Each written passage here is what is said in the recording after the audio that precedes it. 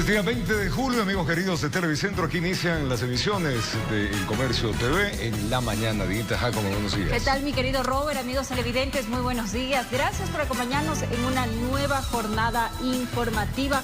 Hoy en un día especial, por supuesto, para nuestro querido Robert, que está de cumpleaños, deseándote un cumpleaños maravilloso, lleno de bendiciones, de cosas buenas a tu vida. Muy amable. Y que sigas conservando ese corazoncito tan bonito que tienes. Recibido los cariños grandes. Gracias, Dianita. Sí, pues, un día más. Gracias, mi querida Sarita, en la producción. Un día más, un año más, una nueva vuelta al sol. Sus fans también envían saludos.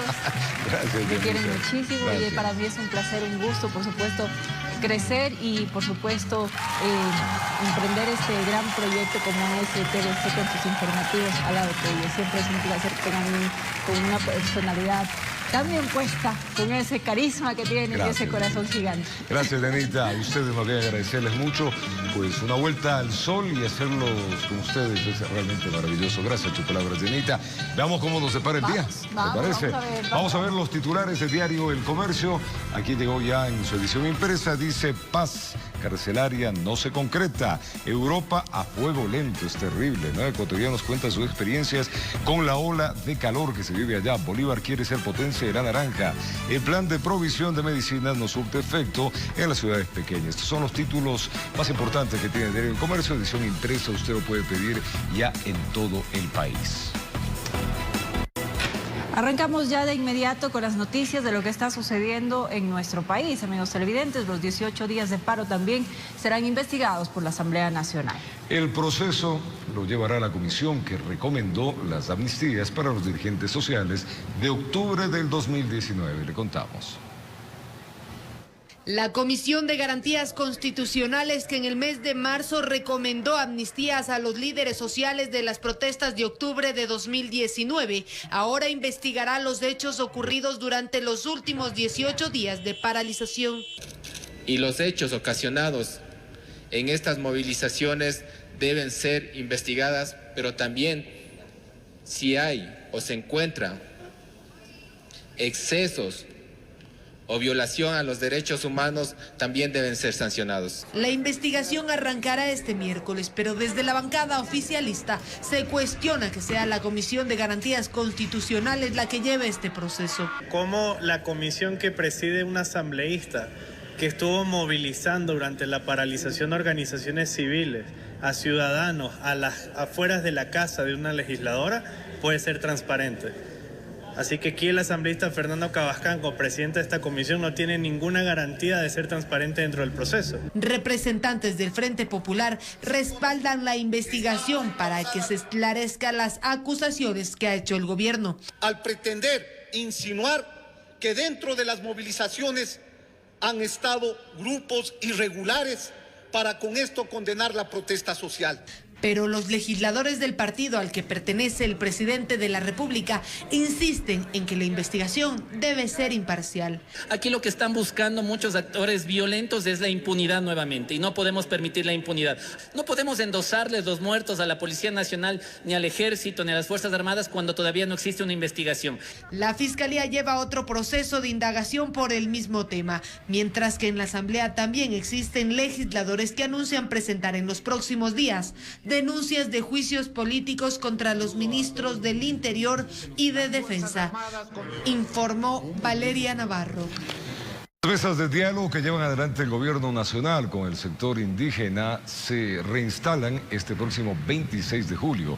El primer encuentro de trabajo tratará sobre el control del precio, el segundo será sobre la focalización de combustibles, el cual se realizará el 27 de este mes. El 1 de agosto los delegados dialogarán sobre el extractivismo.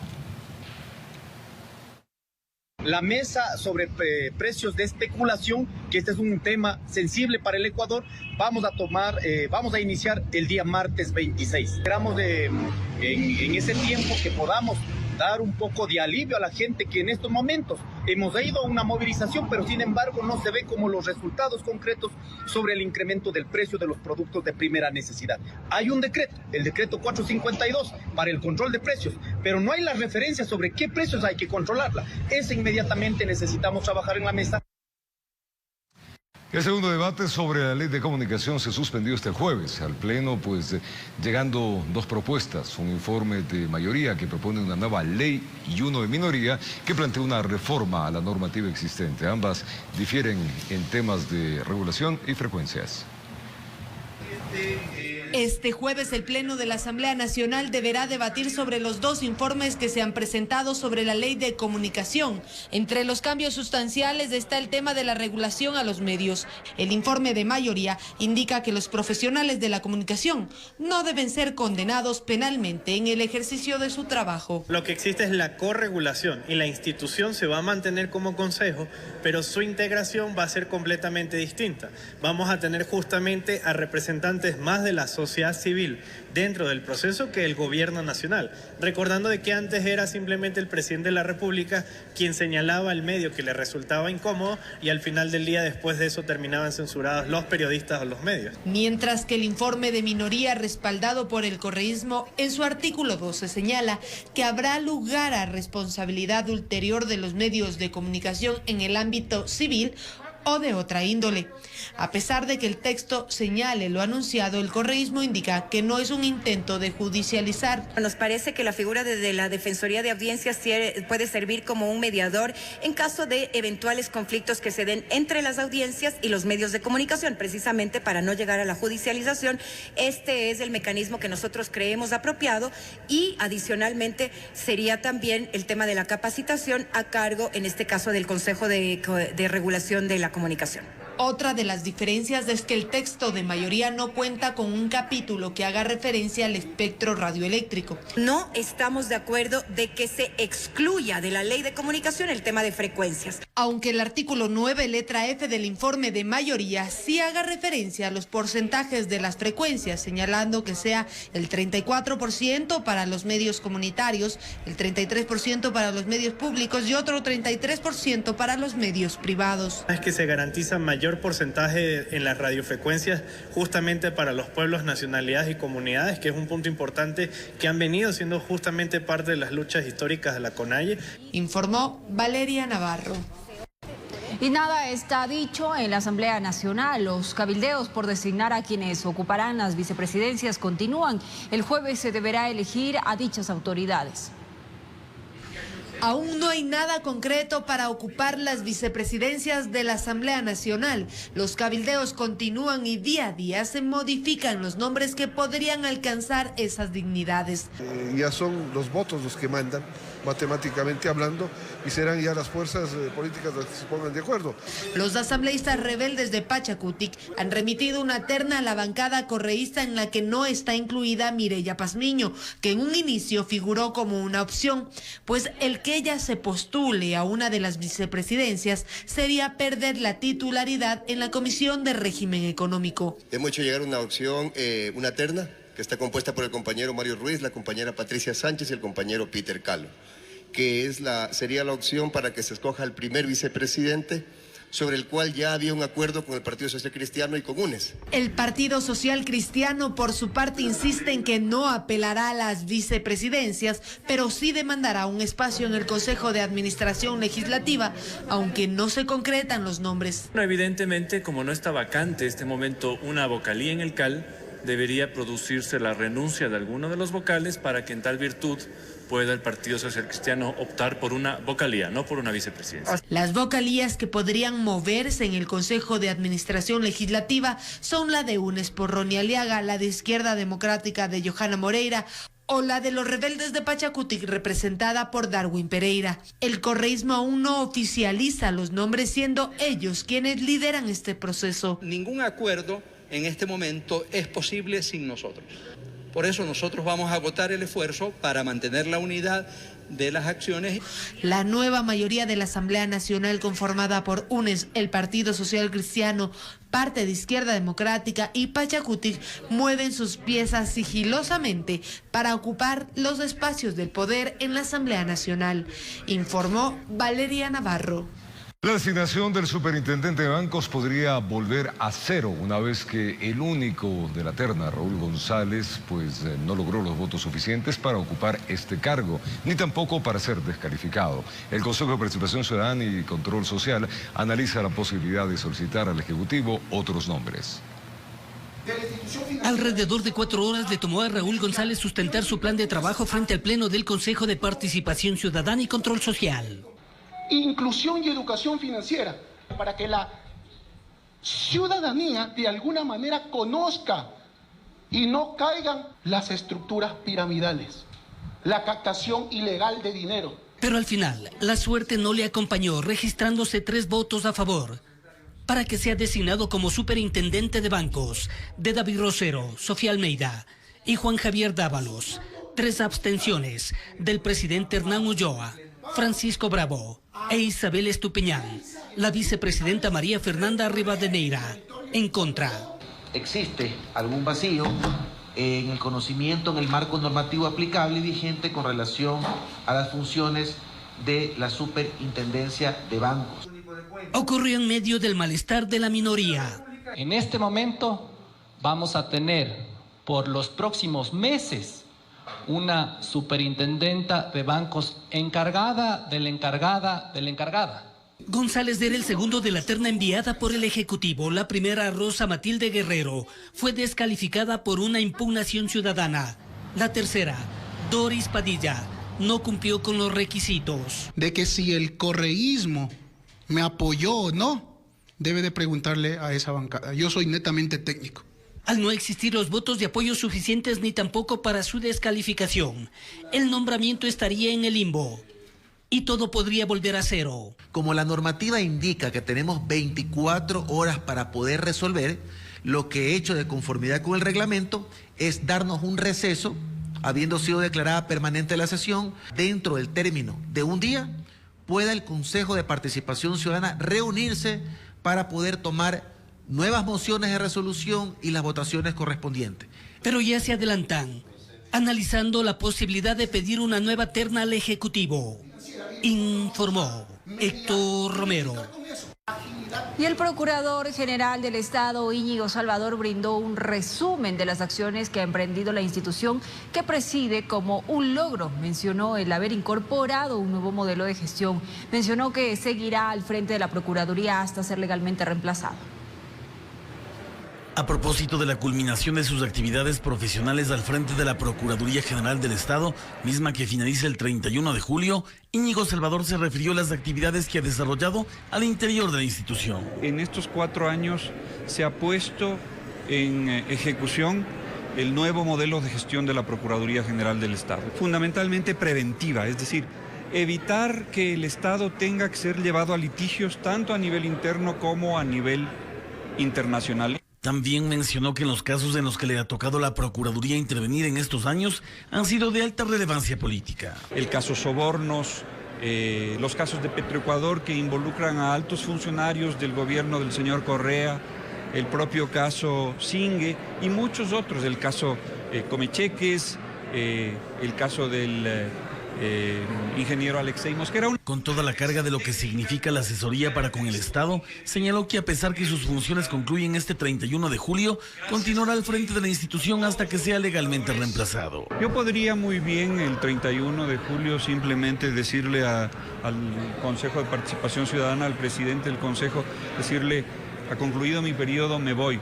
No me parece lo responsable, de modo que yo me quedaré hasta ser legalmente reemplazado.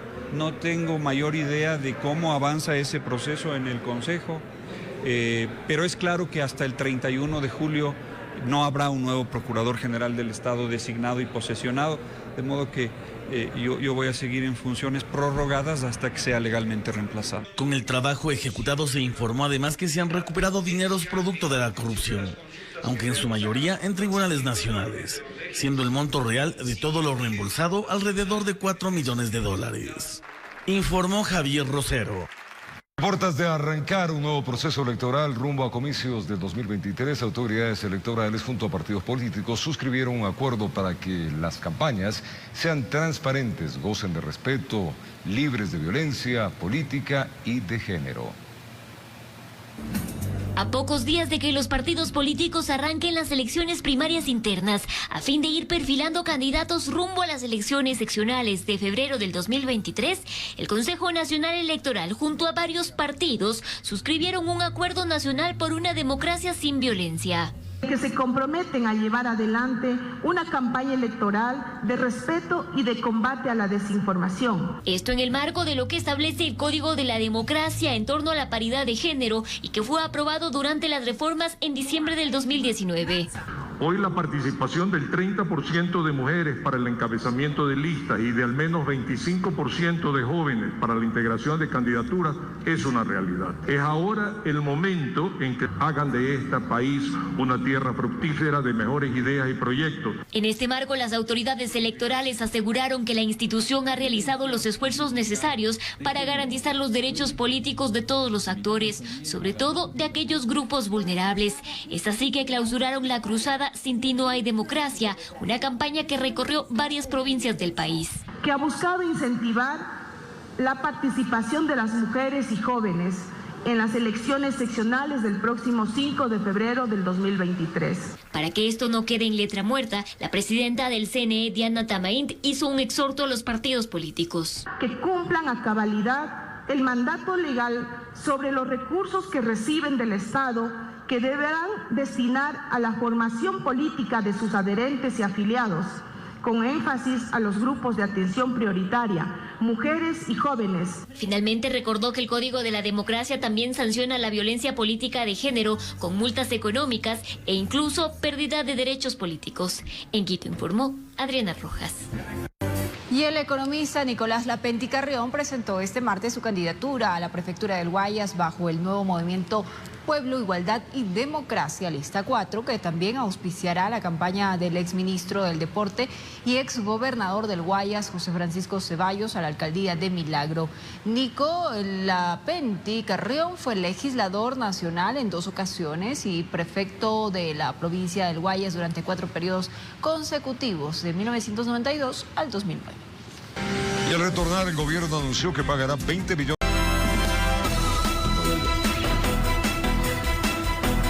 Gracias por acompañarnos. El gobierno anunció que pagará 20 millones de dólares mensuales hasta fin de año, esto para cubrir una deuda de 100 millones a clínicas privadas. Mientras tanto, con las dializadoras, el rubro supera los 90 millones de dólares. Veamos.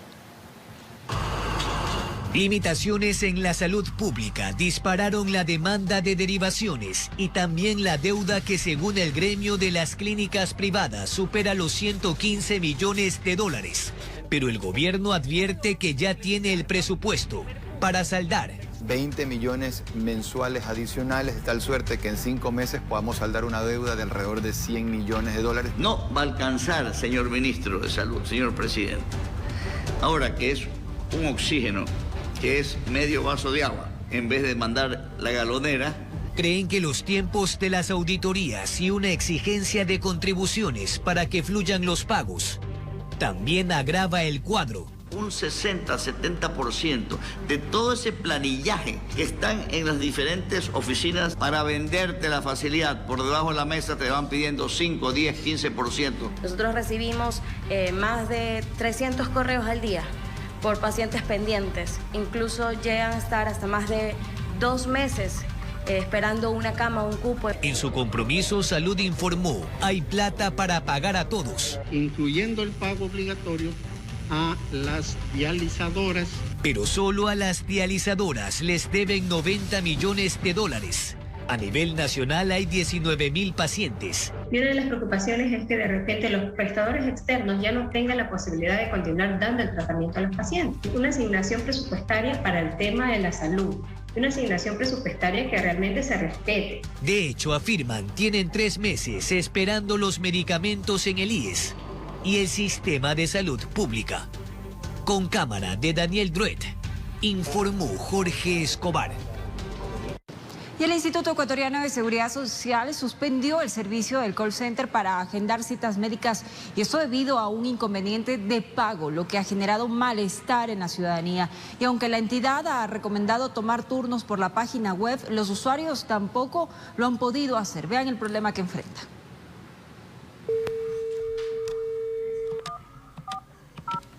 Fue así como intentamos tomar un turno para agendar una cita médica en el IES. Lo hicimos como normalmente cualquier usuario lo haría, llamando al número 140.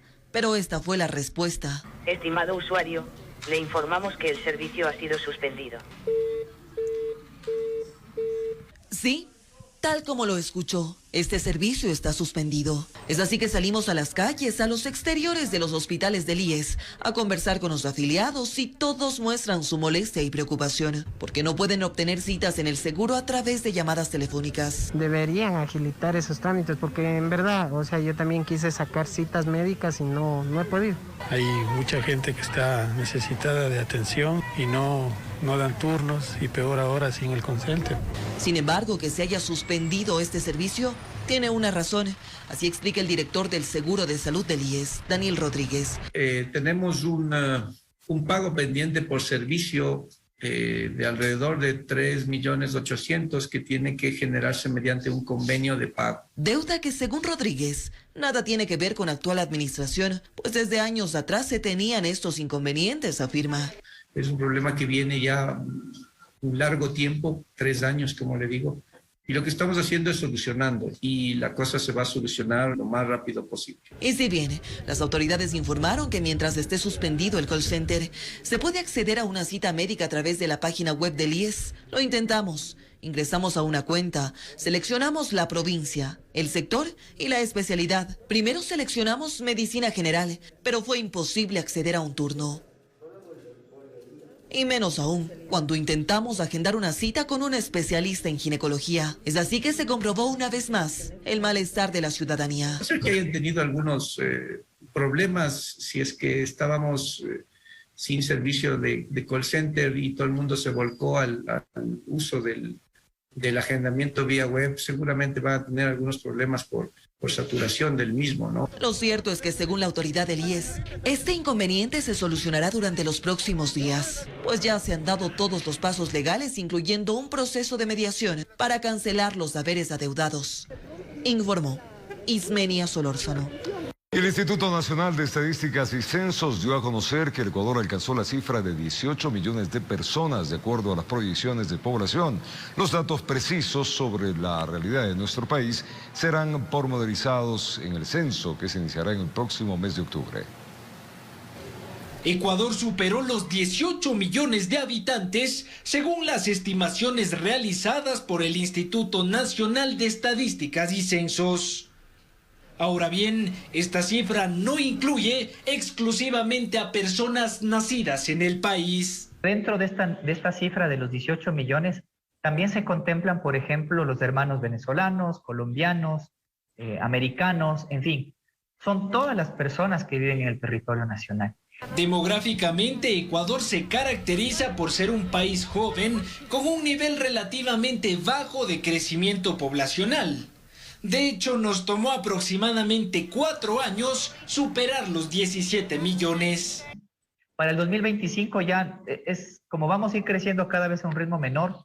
Estimamos que no lleguemos ni siquiera a los 18 millones y medio. Con la finalidad de pormenorizar los detalles de la realidad ecuatoriana, el INEC se encuentra trabajando en la realización del 8º censo poblacional. Lo estamos preparando para que se dé efecto en el Ecuador en el mes de octubre por internet y del 7 de noviembre al 18 de diciembre de forma presencial. A decir de analistas, es crucial contar con cifras actualizadas sobre la realidad nacional. Por parte del Estado y su administración, de poder tener herramientas claras para la gestión de las políticas públicas, para el impulsar políticas públicas. Las cifras de esta institución también muestran que la población ecuatoriana crece fundamentalmente en las grandes ciudades como Quito, Guayaquil, Cuenca y Manta. Informó Álvaro Terán. Y el director general del SRI visitará todos los municipios del país para verificar información sobre el pago de impuestos. El objetivo es evitar que exista omisión o evasión tributaria y así, por supuesto, incrementar la recaudación anual. Cruzada contra la evasión tributaria. Así denominó el director general del SRI al plan de verificación de información sobre el pago de impuestos, el cual incluye la visita a todos los municipios del país, por lo cual la autoridad se reunirá con los alcaldes. Quito, Guayaquil, San Borondón y Rumiñahui fueron los primeros. Con el objetivo de recibir información de patentes, de catastros, es decir, de casas, terrenos, edificios, son propiedad de los contribuyentes, para con esa información la contrastamos con la que hemos recibido de parte de los contribuyentes en las declaraciones y poder determinar si es que han habido casos de omisiones o evasión tributaria. Según información de esta entidad gubernamental, la cuarta parte del crecimiento económico corresponde a la recaudación tributaria, por lo que esperan tener mayor control y con ello incrementar el recaudo anual. Unos 15.500 millones, espero yo un poco más. Hemos observado que hay un buen ritmo de la economía. Aproximadamente unos 15.000 millones es lo que es la recaudación anual. Además, el representante del SRI enfatizó que de encontrar algún inconveniente, la institución agotará todos los procesos de conciliación para lograr el pago de impuestos. La acción judicial y la acción ya de juicio ya es la última en el proceso. La información de cada contribuyente la podrán encontrar en la página web del SRI. Allí se puede consultar cualquier duda. Consultar el impuesto a la renta causado, podemos consultar el impuesto pendiente de los vehículos motorizados. Adicional a ello, si estoy yo como contribuyente al día en mis obligaciones tributarias, las deudas que tiene un contribuyente. Una vez verificada la información tributaria de cada municipio, el objetivo será actualizarla periódicamente, informó Sofía Vintimilla.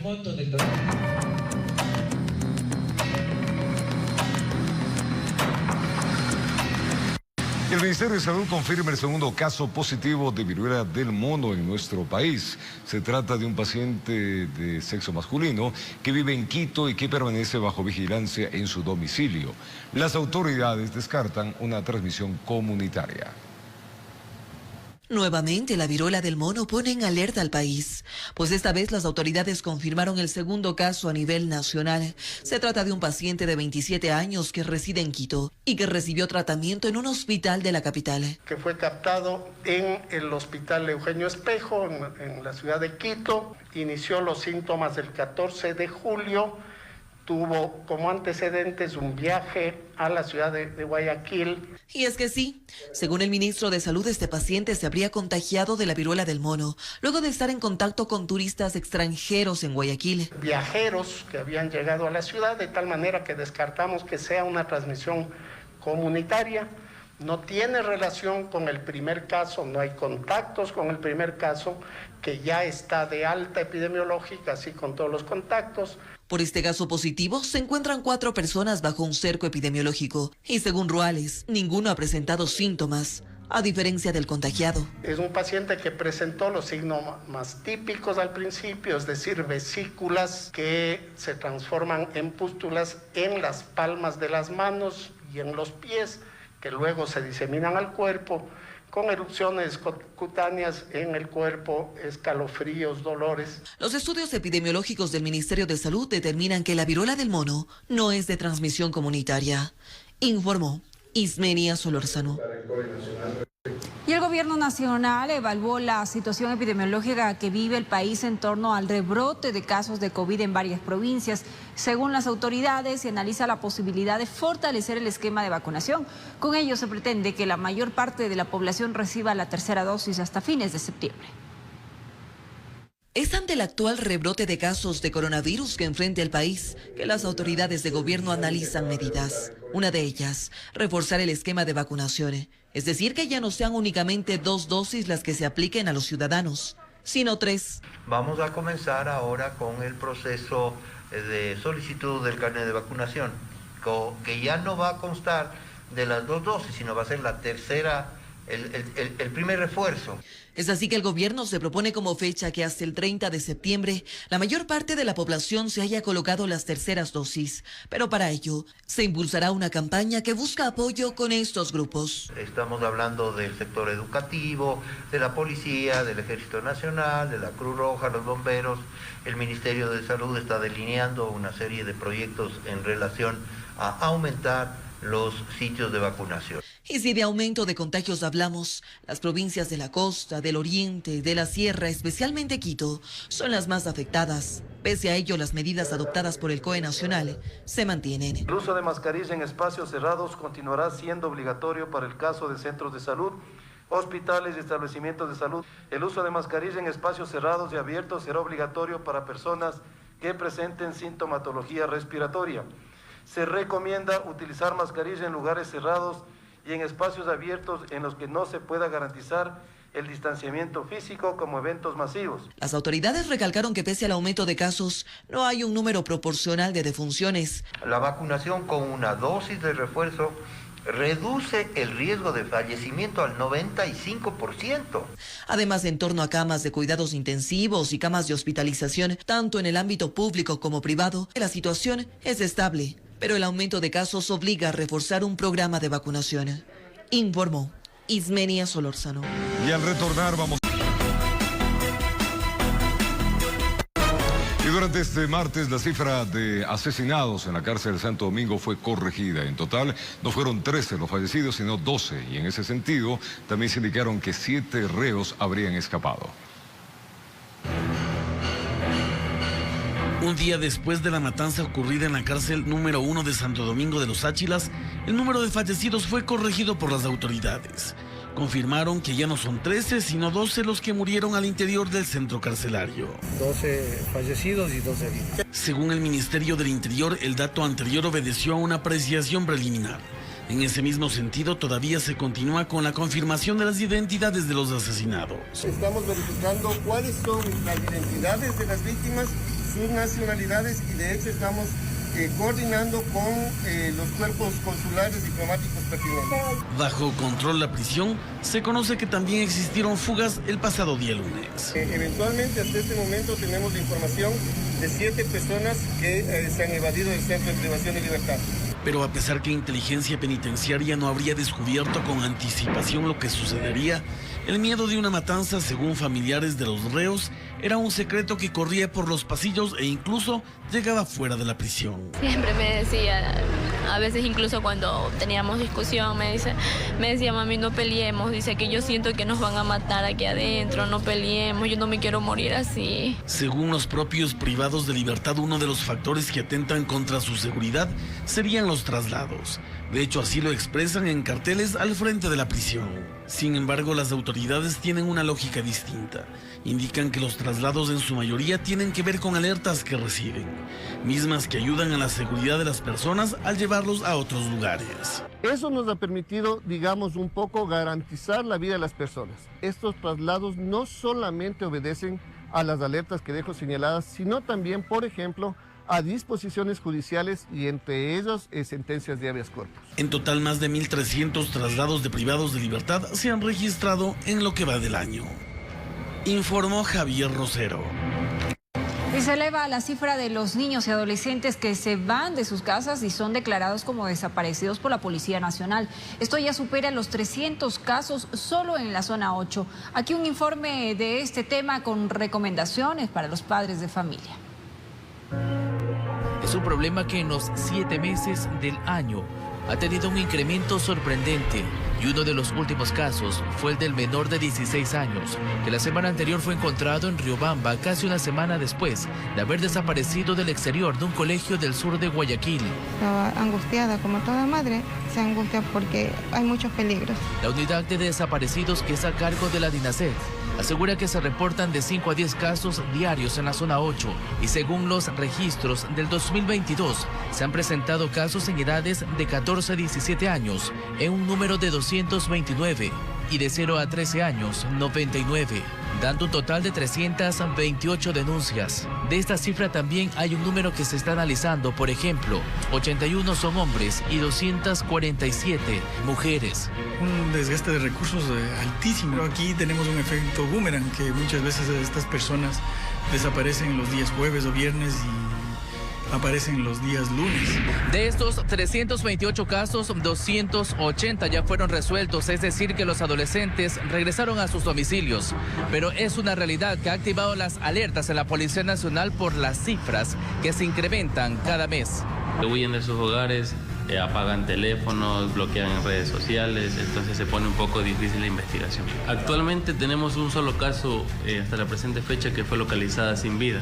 Fue la menor de 14 años que se localizó en el área de Ciudad Victoria. Lo que para la psicóloga clínica Paola Zambrano, este es un asunto que tiene un origen y se encuentra en el hogar, es decir, de lo que sucede en el entorno familiar, con personas que están con edades en las que su comportamiento debe tener un trato especial. Los adolescentes nos demandan, ejemplo, atención, escucha, flexibilidad. Entonces, ¿qué sucede? No los orientamos y ¿qué es lo que tenemos? Bueno, haz tú lo que quieras. No ponemos límites porque creemos que el adolescente los debe saber y eso no es cierto. Y de eso le consultamos a padres y madres de familia y estas fueron las respuestas. Debemos de ponerles ciertas reglas para que ellos sean responsables y no darles mucha libertad. Van porque se sienten como que ellos pueden más, son más que los padres, ellos se sienten como que ellos se dominan más ya. Y unos cuentan que es cierto, que hay situaciones que los hace decidir que mejor es estar afuera que dentro de casa. Ahora, ¿te ha pensado irse de la casa alguna vez? En pensar, sí. Y lo he pensado 1000 veces. Hay padres que no le dedican tiempo a los hijos, otros sí, y por eso muchas cosas. Informó Charlie Pisa. Un joven fue asesinado y 2 adolescentes quedaron heridos al recibir más de 10 disparos, esto en el sector de Paquilla, en Pascuales, al norte de Guayaquil. El crimen ocurrió en el exterior de un local, el que hace pocos días también recibió atentado de sujetos que están extorsionando a los propietarios. Su cuerpo quedó tirado entre el bordillo, la vereda y los gritos de los testigos. Luego intentaron llevarlo hasta un hospital, pero quedó en media calle sin vida, rodeado de familiares y amigos, donde paramédicos les informaron que ya no tenía signos vitales. La Policía Nacional inició el procedimiento legal en un nuevo crimen que se había registrado en Paquilla, en Pascuales, al norte de Guayaquil. Según versiones recabadas por los agentes, Clayton Fernando Marín había salido de un asadero ubicado en plena esquina, cuando aparecieron 2 sujetos en una motocicleta. Uno se bajó y aprovechó la oportunidad para asesinarlo, y 2 adolescentes quedaron heridos. Habían casquillos calibre 9 milímetros en la calle y la vereda. Encontraron más de 10 en ese barrio donde hace pocos días sujetos de una agrupación delictiva lanzaron un explosivo contra la puerta del mismo negocio y otra banda valió una despensa, donde los propietarios se han resistido a las extorsiones. Aunque por aquí descartaban que ese crimen esté relacionado con el otro tema peligroso, Criminalística acordonó la escena hasta realizar todos los levantamientos, donde los moradores no saben qué más podría pasar, por lo que ha sucedido en tan solo 2 semanas por ese sector. Y así finalizó el procedimiento en Pascuales, donde se espera que la DINASEC otorgue más información de este asesinato en las próximas horas. Un hecho violento que por aquí le quitó el sueño a más de uno, por ese barrio donde esperan que ya no ocurran más hechos de peligro frente a sus casas, informó Charlie Pisa.